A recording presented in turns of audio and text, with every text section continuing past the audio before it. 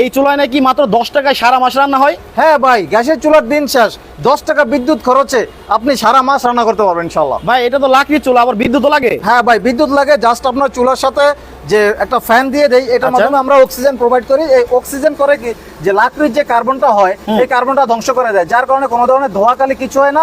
এবং একই সাথে এই ধরনের একটা টুকরাকে জ্বালেয়া 100% ছাই করে ফেলে। এবং আপনি দেখেন, এটা এমন একটা আজব চুলা যে আমি এখানে এই যে দেখেন ভিজে আমরা কাঠ দিতেছি, এটা জ্বলবে? জ্বলবে। এবং অনেকে মনে করতে পারে আবার উপর দিয়ে দিতে হয় না ভাই, এই যে দেখেন এদিক দিয়ে হলো এই দিক দিয়েও দেওয়া যাবে, ঠিক আছে। আচ্ছা, কিন্তু ভাই এই ফ্যান চালাতে কারেন্ট লাগলে তো কারেন্ট বিল অনেক টাকা আইবো। 10 টাকাও বিল আসবে না ভাই সারা মাসে। আচ্ছা ঠিক আছে, এটা ছোট একটা 12 ভোল্টের ফ্যান।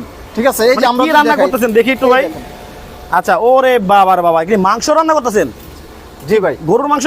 গরুর মাংস ভাই। আচ্ছা, এইখানটা দেখতে পাচ্ছি আবারও চুলা জ্বলতেছে ধাও ধাও করে। ওরে বাপ রে বাপ, মানে এই চুলা ব্যবহার করলে নাকি মাত্র 10 টাকা খরচে সারা মাস রান্না হয়ে যায়। ভাই যাদের এই যে গ্রামে আমাদের চুলা ব্যবহার করলো, ঠিক আছে, তাদের জন্য তো ভাই লাকড়ির কোনো অভাব নাই। এদিক সেদিক সব জায়গায় লাকড়ি পাওয়া যায়, সবার বাসা বাড়িতে লাকড়ি আছে।